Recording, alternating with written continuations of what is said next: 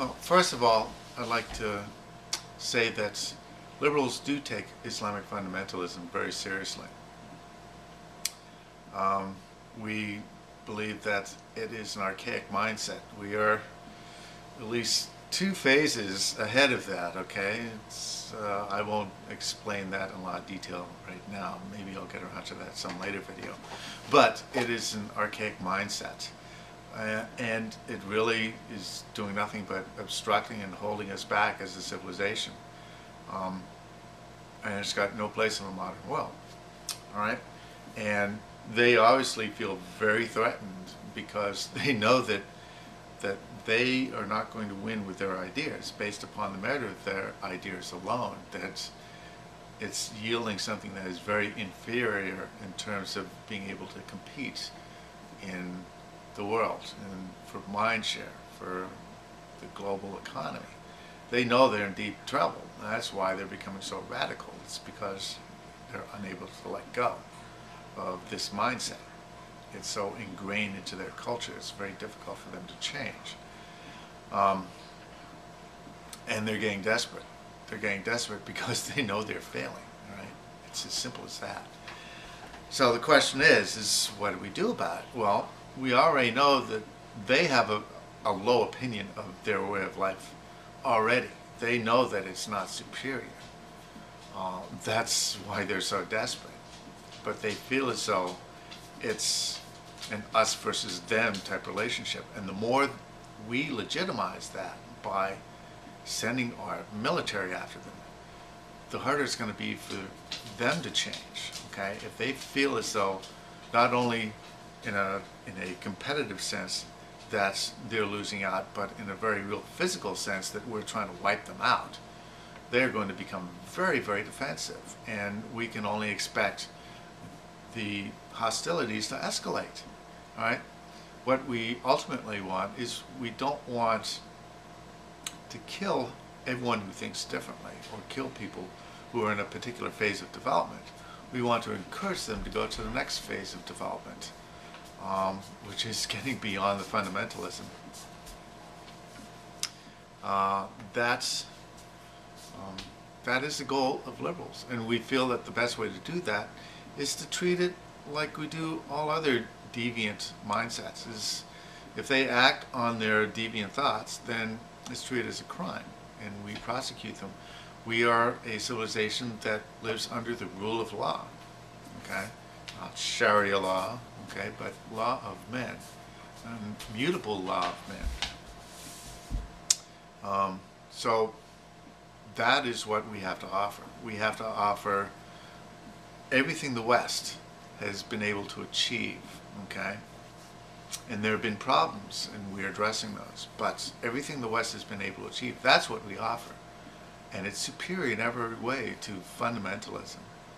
So it's no wonder that they feel as though they're threatened, that they're under attack. If we go through and we physically attack them with our military, then it's only going to legitimize that. It's only going to make them more entrenched in their beliefs and more convinced of the fact that they are the defenders of the truth, okay, whatever that's supposed to mean. All right, so so we do take it seriously. We also believe that we have to limit availability of certain weapons, okay? That's weapons in the hands of certain individuals are just not a good idea. You know, assault rifles in the U.S., not a very good idea. I mean, there should be serious barriers people should need to overcome in order to have those kinds of weapons, okay? We don't believe nukes should be widespread either, okay? There's a certain weapon that we have to be very careful about landing into the hands of the wrong individual, people who just are not modern in their way of thinking, okay? And that's what we think, okay? We don't think we're going to go out and kill them. In fact, seeking and destroying them is doing nothing but reverting to their way of thinking, and us versus them mentality, that they are going to destroy us.